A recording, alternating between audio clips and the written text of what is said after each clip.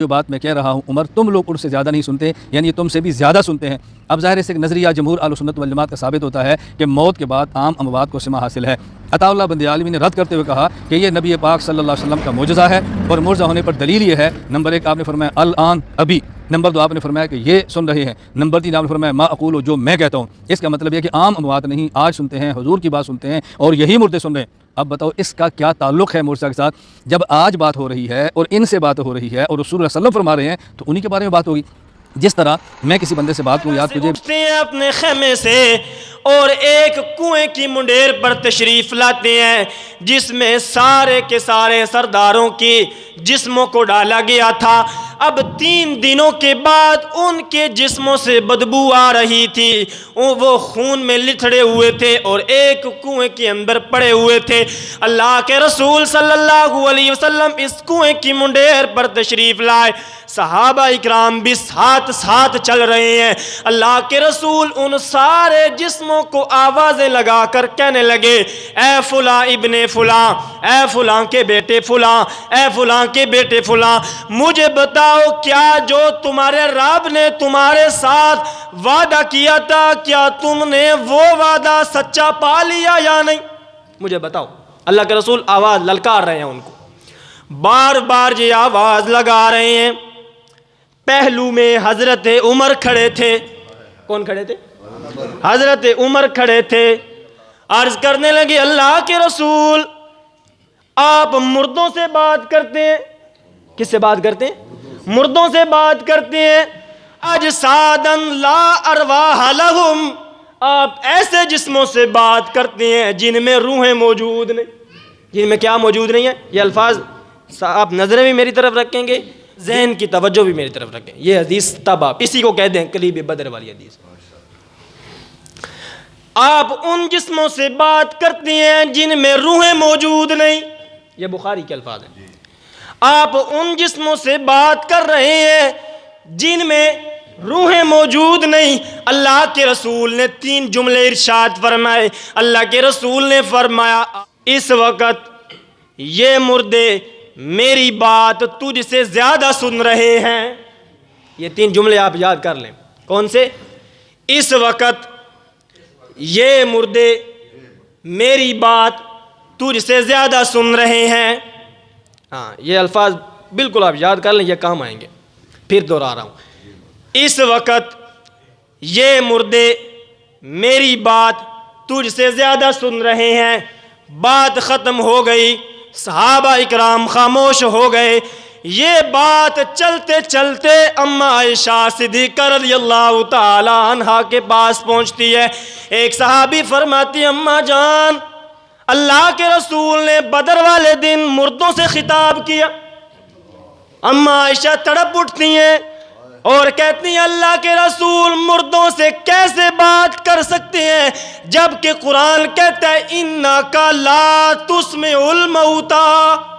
اللہ کے رسول آپ مردوں کو نہیں سنا سکتے، تو پھر اللہ کے رسول مردوں سے کیسے بات کر سکتے ہیں؟ یہ الفاظ بخاری شریف کے ہیں، یہ اسی حدیث کے نیچے چلتے ہیں۔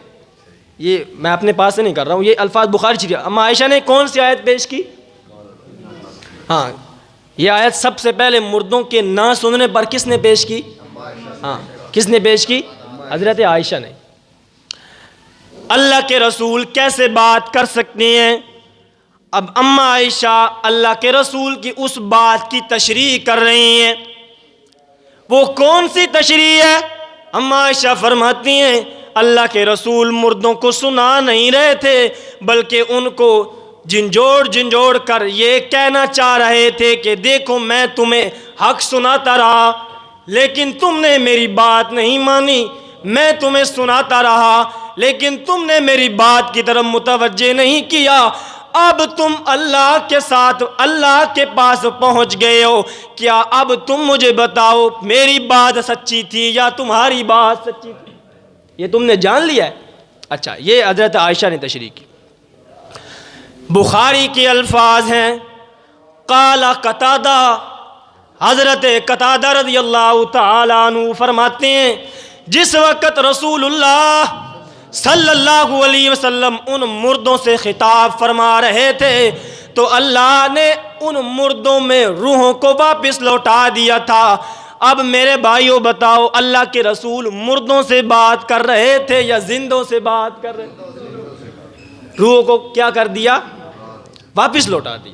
یہ بھی الفاظ ذہن میں رکھیں، اور حضرت قتادہ کے الفاظ بھی ذہن میں رکھیں کہ اللہ نے ان مردوں کی روحوں کو واپس لوٹا دیا تھا، اور حضرت عمر کا سوال کرنا بھی ذہن میں رکھیں۔ حضرت عمر نے کیا سوال کیا؟ کیا آپ مردوں کو سنا رہے ہیں؟ تو حضرت عمر کا سوال کرنا بھی تو کوئی معنی رکھتا ہے نا کہ حضرت عمر نے سوال کیوں کیا۔ اب یہ ساری باتیں جب انسان ان باتوں پر غور کرتا ہے تو پھر ایک نتیجہ نکلتا ہے کہ ان مردوں کو اللہ کے رسول نے نہیں سنایا بلکہ اللہ نے سنایا ہے۔ اور میرے دوستو، جو ایسا کام دنیا والے نہ کر سکیں، پیغمبر نہ کر سکیں، نبی نہ کر سکیں، ولی نہ کر سکیں، عام لوگ نہ کر سکیں، اور اللہ کر لے، اسی کام کو معجزہ کہتے ہیں۔ اس کام کو کیا کہتے ہیں؟ معجزہ کہتے ہیں۔ اور معجزہ اس کو کہتے ہیں کہ جو سارے قانون سے بالا تر ہوتا ہے۔ مثال کے طور پر ایک بندہ ہے، وہ رات کی تنہائی میں اپنے بستر پر سو رہا ہے، جبریل امین آتے ہیں، اس کو اٹھاتے ہیں، بیت المقدس میں لے جاتے ہیں، اللہ کے ساتھ باتیں ہوتی ہیں، سارے نبیوں سے ملاقات ہوتی ہیں، لیکن قرآن کہتا ہے یہ سارے کام صدیوں میں نہیں ہوئے، یہ سارے کام مہینوں میں نہیں ہوئے، یہ سارے کام ہفتوں میں نہیں ہوئے۔ اسرا بعبدہ لیلاً، رات کے ایک ٹکڑے میں ہوئے۔ میرے دوستو، اسی کو معجزہ کہتے ہیں۔ معلوم ہوتا ہے بدر کے دن اللہ کے رسول نے جو مردوں سے خطاب کیا تھا وہ قانون نہیں تھا بلکہ معجزہ تھا۔ یہ بات ختم ہو گئی۔ معجزے سے انکار نہیں ہے، معجزے کا انکار کفر ہے۔ معجزے کا انکار نہیں۔ قانون کی بات کر رہے تو قانون یہ ہے۔ میرے دوستو، دنیا والے عجیب باتیں کرتے ہیں۔ میرا آپ سے جھگڑا نہیں، آپ کا مجھ سے جھگڑا نہیں، لیکن پھر بھی آپ میری بات جھٹلا سکتے ہیں۔ میری بات ماننا کوئی فرض نہیں ہے، آپ کی بات میرے لیے ماننا کوئی فرض نہیں ہے، لیکن خدا کی قسم اس کتاب کی بات ماننا ہر مسلمان پر فرض ہے۔ سورہ فاتر ہے، اللہ کا قرآن کہہ رہا ہے، اور اللہ کا قرآن جھوٹ نہیں بولتا ہے۔ سورہ فاتر میں اللہ نے یہ فیصلہ کیا ہے، وَمَا يَسْتَوِي الْأَعْمَى وَالْبَصِيرُ، اندھا اور دیکھنے والا برابر نہیں ہو سکتا۔ اندھا اور دیکھنے والا برابر نہیں ہو سکتا۔ وَلَا الظُّلُمَاتُ وَلَا النُّورُ، ظلمات اندھیرے اور روشنی برابر نہیں ہو سکتی۔ وَلَا الظِّلُّ وَلَا الْحَرُورُ، اور سایہ اور دھوپ برابر نہیں ہو سکتی۔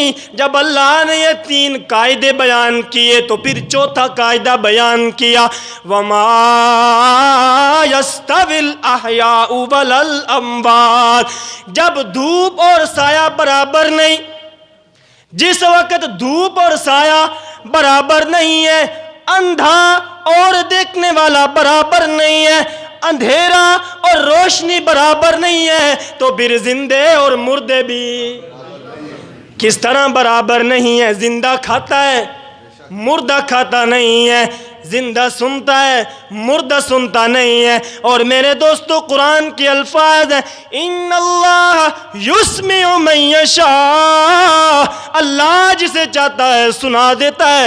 وما انت بمسمع من فی القبور، میرے محبوب آپ ان کو نہیں سنا سکتے جو کہاں پڑے ہیں۔ ہاں، قبور کا لفظ ہے۔ سوال ہوتا ہے، قبروں والے سنتے نہیں ہیں تو سلام کیوں کرتے ہیں؟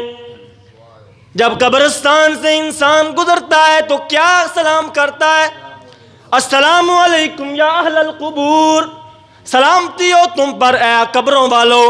اگر وہ سنتے نہیں تو ان کو مخاطب کیوں کیا جا رہا ہے؟ سوال تو ہے نا. ہم کہتے ہیں کچھ چیزیں ایسی ہوتی ہیں وہاں پر خطاب کیا جاتا ہے لیکن اگلا بندہ سننے کی صلاحیت نہیں رکھتا. مثال کے طور پر اللہ کے رسول نے احد کے میدان میں اپنی انگلی کو کہا تھا، اے میری انگلی تو ایک انگلی ہی تو ہے. کیا؟ جب زخمی ہوئی نا آپ نے فرمایا اے انگلی تو ایک انگلی ہی تو ہے. اب بتائیں انگلی سنتی ہے یا نہیں؟ نہیں سنتی. لیکن رسول اللہ نے خطاب کیا. صبح کی اذان میں مؤذن کہتا ہے الصلاۃ خیر من النوم، الصلاۃ خیر من النوم. اے سونے والے یہ سونا بہتر نہیں ہے، نماز پڑھنا بہتر ہے. اب کوئی انسان اگر صبح کی نماز اذان میں جاگ رہا ہو تو اس کا جواب دیتا ہے صدقتا. کیا کہتا ہے؟ صدقتا، تو نے سچ کہا ہے. کیا؟ تو نے سچ کہا ہے. لیکن یہ بندہ تو اپنے بستر پر پڑا ہے. جواب دینے والا کہاں ہے؟ بستر پر ہے. اور کہنے والا کہاں ہے؟ وہ مؤذن ہے، وہ مسجد میں کھڑا ہے، لیکن یہ کہتا ہے صدقتا، تو نے سچ کہا ہے. خطاب تو کر رہا ہے لیکن سنانا مقصود نہیں ہے. ہم کہتے ہیں مردوں کو سنانا مقصود نہیں ہے بلکہ ان کے لیے دعا مقصود ہے. اللہ کے رسول نے فرما دیا کہ جب قبرستان جاؤ تو ان پر سلامتیاں بھیجو. یہ نہیں فرمایا کہ وہ جواب دیتے ہیں یا وہ سنتے بھی ہیں، اس کا ذکر نہیں ملتا. اگر ملتا ہے تو پھر میں کہتا ہوں آپ نے سلام کر دیا، مردے نے سن لیا. لیکن میرے دوستو جو سلام سنتا ہے پھر جواب دینا نہیں واجب ہے. اس طرح نہ کریں، جواب دینا واجب ہے نا. سلام کا جواب واجب ہے. آپ نے سلام کیا سنت سمجھ کر، اس نے جواب دینا تھا واجب سمجھ کر، اس نے جواب دے دیا. لیکن آپ نے سلام سنا، آپ نے اس کا جواب سنا یا نہیں؟ ہاں آپ نے تو اس کا جواب نہیں سنا. تو معلوم ہوتا ہے اگر وہ جواب دیتا ہے آپ نے نہیں سنا، آپ نے سلام کیا اس نے سن لیا، تو پھر فیصلہ کریں کہ مردہ کون ہے. پھر فیصلہ کریں مردہ کون ہے. آپ نے سلام کیا، اس نے سنا، اس نے جواب دیا، آپ نے نہیں سنا. عقل میں آنے والی بات ہے یا نہیں؟ فیصلہ کرنا ہوگا کہ مردہ سوال کرنے والا ہے یا جواب دینے والا. یہ تو پھر فیصلہ کرنا ہوگا. تو اس لیے ہمیں رسول اللہ نے فرمایا سلام کرنا ہے، ہم نے سلام کرنا ہے، سنتے سنتے نہیں ہیں. باقی تو کہانیاں بہت ساری مل جائیں گی آپ کو. مثال کے طور پر یہ بھی کہانی ملے گی کہ جب قبرستان جاتے ہو تو جو ہے نا شلواریں یہ اپنی مضبوط کر کے جایا کرو. مردہ جو ہے وہ نیچے سے دیکھتا ہے. یہ میں اپنی طرف سے نہیں کر رہا ہوں، یہ آپ کو ملیں گی، کتابوں میں لکھی ہوئی ملیں گی اور نیٹ پر بھی ملیں گی، ہر طرف سے ملیں گی انشاءاللہ. اور جب جانا ہے تو اس کے پاؤں کی طرف کھڑے نہیں ہونا. پاؤں کی طرف کھڑے ہونا ہے، سر کی طرف کھڑے نہیں ہونا، اس لیے کہ وہ اس طرح جب دیکھے گا تو پھر اس کو تنگی ہوگی. تو یہ ساری کہانی ہے. اب بات آ جاتی ہے، دیکھیں عذاب قبر حق ہے. عذاب قبر کیا ہے؟ حق ہے. جو انسان گناہ کرتا ہے اپنی زندگی میں اس کو قبر کا عذاب ہوتا ہے. عذاب قبر کا انکار کفر ہے. آگے اب مسئلہ یہ ہے کہ عذاب قبر روح کو ہوتا ہے یا جسم کو ہوتا ہے. اس کے متعلق ہم کہتے ہیں کہ زیادہ مضبوط دلائل یہ ہیں کہ عذاب قبر روح کو ہوتا ہے. ہاں اللہ چاہیں تو جسم کو بھی ہو سکتا ہے، لیکن قانون یہ ہے کہ روح کو ہوتا ہے. اس کی وجہ یہ ہے کہ قرآن مجید میں کچھ واقعات اور کچھ احادیث اور کچھ آیات ایسی ہیں کہ جن سے معلوم جو ہوتا ہے. مثال کے طور پر فرعون کہاں غرق ہوا تھا؟ پانی میں. اب وہ اس کی وہ ڈیڈ باڈی کہاں ہے؟ مصر کے اندر پڑی ہے. اب اس کو عذاب ہو رہا ہے یا نہیں؟ ہو رہا ہے. قرآن کہتا ہے النار یعرضون علیہا غدوا وعشیا. فرعونیوں کے اوپر صبح و شام ہم آگ مسلط کرتے ہیں. لیکن فرعون کو آگ لگی ہوئی ہے یا نہیں؟ نہیں لگی ہوئی. تو معلوم ہوتا ہے عذاب تو ہو رہا ہے لیکن اب ہمیں دکھائی نہیں دے رہا. اسی طرح آپ کسی مردے کو جب قبر سے، اگر مثال دے رہا ہوں، مثال کرنا نہیں، اگر ہم کسی مردے کو قبر سے نکالیں گے تو اس کو ہمارے سامنے عذاب نہیں ہو رہا ہوگا. کیونکہ عذاب، اب دیکھیں نا، جو ہندو ہیں یا سکھ ہیں، غالباً ان دونوں میں سے ایک ہیں، وہ اپنے مردوں کو جلا دیتے ہیں، وہ اپنے مردوں کو جلا دیتے ہیں۔ اب ہم کہتے ہیں کہ انہوں نے مردوں کو جلا دیا، وہ راکھ بن گئی، اب ان کو عذاب ہو رہا ہے یا نہیں؟ وہ تو کافر مرے ہیں، اور کافروں کو عذاب ہوتا ہے، لا یخففہم العذاب ولا هم ینصرون، ان پر تو عذاب ایک لمحے کے لیے بھی نہیں روکا جاتا، تو عذاب ان کو ہو رہا ہے لیکن ہمیں نظر نہیں آ رہا۔ تو یہ ساری دلائل یہ اس بات پر دلیل ہے کہ عذاب اس جسم کو نہیں، کیونکہ یہ جسم تو کچھ دنوں کے بعد ختم ہو جاتا ہے، تو عذاب قبر جو ہوتا ہے وہ اللہ جانتے ہیں کہاں ہوتا ہے، لیکن زیادہ مضبوط دلائل اس کے ہیں کہ وہ روح کو ہوتا ہے، جسم کو نہیں ہوتا ہے۔ باقی اس کے علاوہ